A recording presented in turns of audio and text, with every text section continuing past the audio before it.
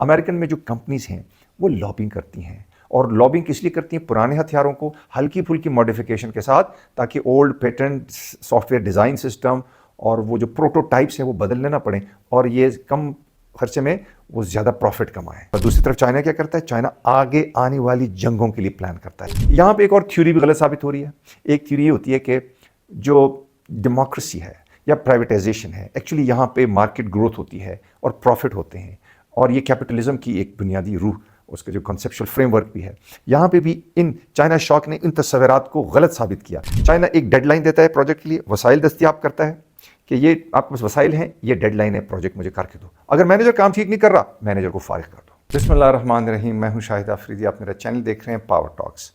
2026 میں یہ جو جنگ شروع ہوئی ہے، اس نے جنگ کے بارے میں جتنے بھی روایتی تصورات تھے، وہ ایک کانسیپٹس تھے اباؤٹ وار، وہ سب کو ہلا کے رکھ دیا ہے، بدل دیا ہے۔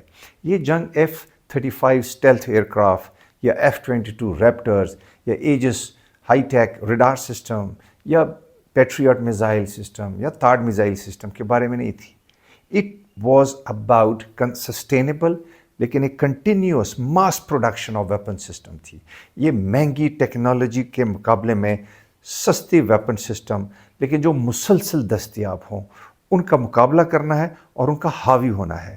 یہ جنگ ارتھمیٹکس کی جنگ تھی، اعداد و شمار کی، کس کے پاس زیادہ continuous supply of in expensive weapon system ہے۔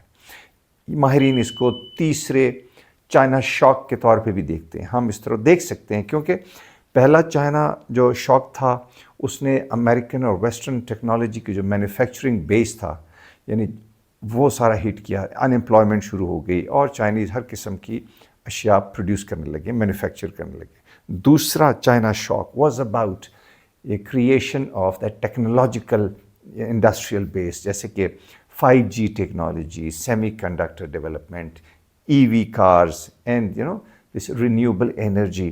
And third China shock is about military industrial complex. یہاں پہ ایسی ٹیکنالوجی کو، ایسے ویپن سسٹم کو انٹروڈیوس کرنا جو کہ ویسٹرن امریکن سسٹم سے 2 گنا یا 3 گنا، بعض کا 4 گنا کم قیمت پہ دستیاب ہیں، اور وہ ماس پروڈکشن ہو سکتی ہے۔ ان کا جو امریکن ماس پروڈکشن ہے اس کے مقابلے میں یہ کافی انٹینسٹی اور تیزی کے ساتھ یہ میدان جنگ میں اپنا ویپن سسٹم پہنچا سکتے ہیں۔ اب مسئلہ کیا ہے؟ مسئلہ از اباؤٹ ایکسچینج ریٹ، یعنی وہ تناسب ہے کہ آپ ویپن کس طریقے سے کتنے عرصے میں میدان جنگ میں پہنچاتے ہیں اور ہم کتنا پہنچاتے ہیں۔ جس طرح مختلف یہ امریکن انڈسٹریل کمپنیز ہیں، جیسے کہ لاکہیڈ مارٹن ہے، بوئنگ ہے، نارتھ کوٹ گرومن ہے، یہ مختلف اس طرح کمپنیز ہیں۔ یہ کیا کرتے ہیں؟ یہ ہر 3 months کے پروفٹ شیئرنگ میکنزم پہ کام کرتے ہیں۔ یہ اپنے شیئر ہولڈرز کو یا سرمایہ داروں کو، انویسٹرز کو پروفٹ کی بنیاد پہ اٹریکٹ کرتے ہیں، اور 3 مہینے پروفٹ رپورٹ جاری ہوتی ہے۔ دوسری طرف کیا ہے؟ چائنا کی مثال دیں، ایران کی اینڈ رشینز کی۔ یہ state sponsored military defence production ہوتی ہے زیادہ تر، جس میں بہت ساری چیزوں کو یہ اگنور کرتے ہیں۔ یہ 3 months پہ نہیں چلتے، لانگ ٹرم پلاننگ پہ چلتے ہیں۔ یہاں پہ براہ راست یا تو فوج کا کنٹرول ہوتا ہے یا ریاست کا کنٹرول ہوتا ہے، تو یہ وہ ایک پورا نظام مرتب کرتے ہیں۔ اصل مسئلہ کیا ہے؟ اصل مسئلہ دیکھا جائے نا تو نجی ایک سیکٹر، جس کو ہم پرائیویٹائزیشن سیکٹر بولتے ہیں، اس کا کنٹرول اور وہ سارا سرمایہ دارانہ نظام کے فریم ورک میں ہے۔ بیکاز سرمایہ دارانہ نظام ریاست کی انٹرسٹ کی بجائے منافع کو دیکھتا ہے، جو greedy business man they can't resist the temptation of short term gains. تو ریاست کے جو ڈفرینٹ ان کی جو سوچ ہوتی ہے وہ ان کے ذہن میں نہیں ہوتی۔ اب اس صورتحال میں اگر دیکھا جائے تو جدید اینڈ گراؤنڈ بریکنگ انوویشن کیسے آئے گی؟ وہ تب آ سکتی ہے جب آپ لانگ ٹرم پلاننگ کے ذریعے انویسٹ کریں اور اس میں مسلسل سرمایہ کاری کریں۔ سو یہ جو دوسرا نظام ہے چائنا شاک، اس میں کیا ہے؟ اس میں مسلسل سرمایہ کاری ہے، لانگ ٹرم پرسوٹس ہیں، اور یہ شارٹ ٹرم ناکامیوں یا جو بھی ہرڈلز ہیں، رکاوٹیں ہیں، ان کو فیس کرتے ہوئے اگلے اصل ہدف پہ سوچنا ہوتا ہے۔ سو اس طریقے سے یہ مقابلہ جاری ہے۔ اب امریکہ میں کیا ہو رہا ہے؟ امریکن میں جو کمپنیز ہیں وہ لابنگ کرتی ہیں، اور لابنگ کس لیے کرتی ہیں؟ پرانے ہتھیاروں کو ہلکی پھلکی ماڈیفیکیشن کے ساتھ تاکہ old patent soft where design system اور وہ جو پروٹوٹائپس ہیں وہ بدلنے نہ پڑیں اور یہ کم خرچے میں وہ زیادہ پروفٹ کمائیں. اس طریقے سے یہ اپنا نظام چلاتے ہیں. ٹھیک ہے، جس میں اور دوسری طرف چائنا کیا کرتا ہے؟ چائنا آگے آنے والی جنگوں کے لیے پلان کرتا ہے. وہ دیکھتا ہے کہ میں نے کیسے اپنے ریسورسز کو اس طرح سے پلان کرنا ہے کہ میں ماڈیفیکیشن بھی کر سکوں، انوویشن بھی کر سکوں. مرکزی خیال اس میں یہ ہے نا کہ آپ نے قلیل المدتی سوچ کو اوائڈ کرنا ہے. آپ نے یہ دیکھنا ہے کہ لانگ ٹرم میری تھنکنگ کیا ہے. جیسے ہم کہتے ہیں نا کہ ہائنڈ سائٹ میں، ان سائٹ میں، فار سائٹ میں. You have to connect all these different perspectives and sights. تو اپنے فار سائٹ میں اگر دیکھنا ہے تو you have to imagine کہ میں نے کس طریقے سے، مجھے کون سا ویپن سسٹم چاہیے، نہ کہ میں نے بس مہنگے ہتھیار بنا کے پروفٹ کمانا ہے.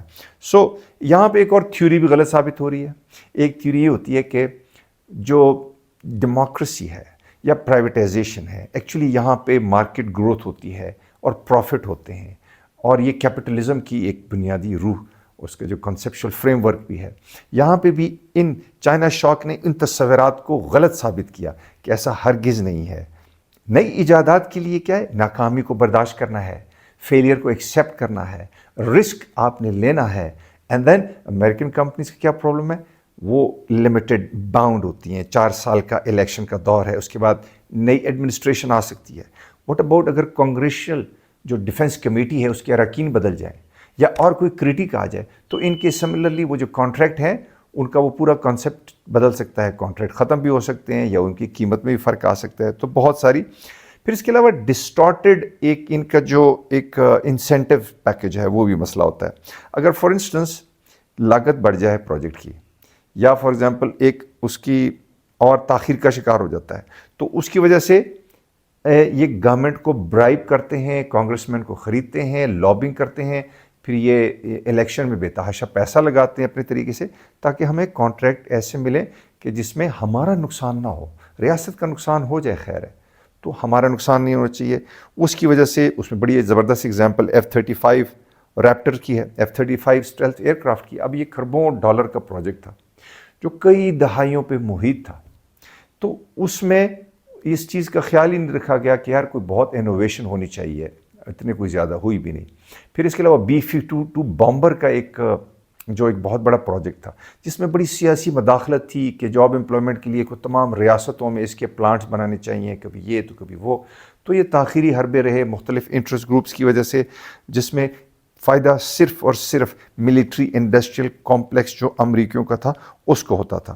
پھر اس کے علاوہ پالیسی انسٹیبلٹی بھی بہت ہوتی ہے. ٹھیک ہے، ڈیموکریسی میں جو اسٹریٹجک انکنسسٹنسی ہوتی ہے، ٹھیک ہے، مختلف چونکہ انٹرسٹ گروپس ہوتے ہیں، ان کے سب کے انٹرسٹ ہوتے ہیں، جس کی وجہ سے جو پالیسی میکرز ہیں وہ کبھی بھی ریاست کے لیے لمبی پالیسی نہیں بنا سکتے.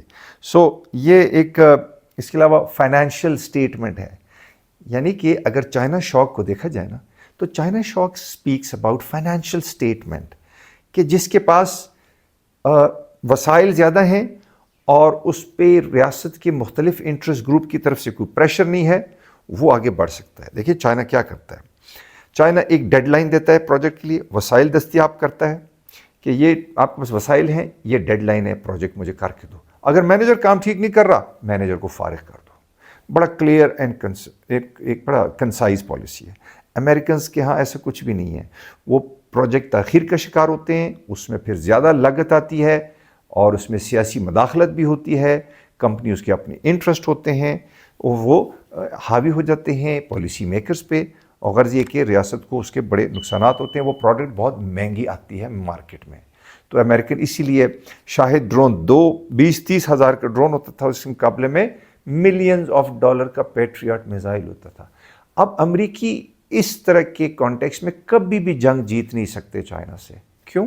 کیونکہ پیچھے ملٹری انڈسٹریل کمپلیکس آپ کو ویپنز کی فراہمی کبھی بھی دستیاب نہیں کر سکتا اس لیول پہ جس میں یہ مقابلہ جاری ہوگا.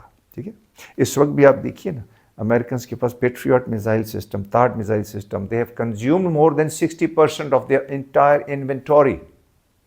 That is a very Iran کی کانفلکٹ میں. That signifies a very grim picture of what is their true capability of waging the war against a peer adversary. Iran के खिलाफ तो ठीक है, they are managing the conflict, ठीक. So यहाँ पे सन त्सू का एक बड़े इंटरेस्टिंग वो भी है कि mastery of the war is actually mastery of the accounts. आपके अकाउंट्स अगर आप इस जो आपको सपोर्ट देते हैं in the production of weapon system, फिर तो ठीक है. तो इस सिलसिले में देखा जाए तो चाइना ने पूरा ये जो सप्लाई चेन नेटवर्क पे अपना काबू कर लिया है. जैसे कहते हैं ना, up stream, middle stream and down stream, वो पूरा from the start to the end उन्होंने एक सप्लाई चेन नेटवर्क तकरीबन ये डिफेंस इंडस्ट्री का और बड़ी बड़ी तमाम इंडस्ट्रीज़ एंड टेक्नोलॉजीज़ पे वो करते जा रहे हैं. अगर वो फॉर इंस्टेंस कोई कंट्री उनके साथ ताउन नहीं करती तो वो अप स्ट्रीम रोक लेते हैं, ठीक है, खाम माल की दस्तियाबी रोक लेंगे. मिड स्ट्रीम पे वो मार्केट में जो है ना प्राइस जो है ना उसको बिल्कुल वो लोएस्ट पे रख देंगे. फिर इसके अलावा तीसरा जो है ना डाउन स्ट्रीम, वो डंपिंग भी कर सकती हैं, एक्सेसिव प्रोडक्ट्स मार्केट में लॉन्च करती है जिससे मार्केट का वो रब्त ख़राब हो जाए. गर्ज ये कि अब ये मैनिपुलेट कर सकते हैं मार्केट को, ठीक है. वेपन सिस्टम जो ये दे रहे हैं उसी क्वालिटी का जो कि अमेरिकन है, ये 3 गुना कम दे रहे हैं. इंडोनेशिया, पाकिस्तान और बहुत सारे मुल्कों ने इनसे वेपन भी ले लिए हैं. तो गर्ज ये कि वो पूरा एक दुनिया का एक तसव्वुर था आज से कई दहाइयों पहले थे जंग के बारे में, वो सारे तसव्वुर बदल रहे हैं, वो सारे मिथ ब्रेक हो रहे हैं. अमेरिकन के लिए बहुत बड़ा लम्हा फ़िक्र है. इसमें कोई शक नहीं है कि अमेरिकन टेक्नोलॉजी अभी भी दुनिया में एक सुपीरियर टेक्नोलॉजी है. They are still little ahead then the Chinese. और उनके पास जो टेक्नोलॉजी है, दे the strongest military in the world. उनके पास वसाइल भी बहुत ज़्यादा हैं और they can project power in any corner of the world. लेकिन जो फ्यूचर की जंग है ना, उसके लिए इक्विप्ड नहीं है अमेरिकन्स. वो समझ रहे हैं कि हम फ्यूचर की जंग नहीं लड़ सकेंगे अगर ये माइंडसेट चेंज नहीं होता. और ये माइंडसेट चेंज आसानी से हो भी नहीं सकता बिकॉज ये पूरा स्ट्रक्चरल प्रॉब्लम्स हैं. ये अमेरिकी एक निज़ाम जो एक सेंचुरी से इस्टेब्लिश हुआ है, ख़ास तौर से 1961 से, जब अमेरिकन प्रेसिडेंट ने भी कहा था कि अब मिलिट्री इंडस्ट्रियल कॉम्प्लेक्स के हाथ में है पूरा ये सिक्योरिटी पॉलिसीज़. तो so this was all about the China shock that is going to change and transform the whole defence interactions, the Wars and conflicts जो भी डेवलप होंगे अभी वो नई तरह से होंगे. पूरी दुनिया भी देख रही है, जिसकी वजह से अमेरिकन इंडस्ट्री को भी धचका लगेगा. लोग अभी जितने ममालिक हैं जो अमेरिका से हथियार ख़रीदते थे, वो सब सोचने पे मजबूर होंगे कि ये तो हमारी सिक्योरिटी गारंटी नहीं हो सकता. सो चाइना शॉक, इसकी रेवर्बरेशंस that will be visible in the times to come. I hope that discussion was useful. अपना बहुत ख्याल रखें. सी यू अराउंड नेक्स्ट टाइम. और चैनल को सब्सक्राइब करना ना भूलें.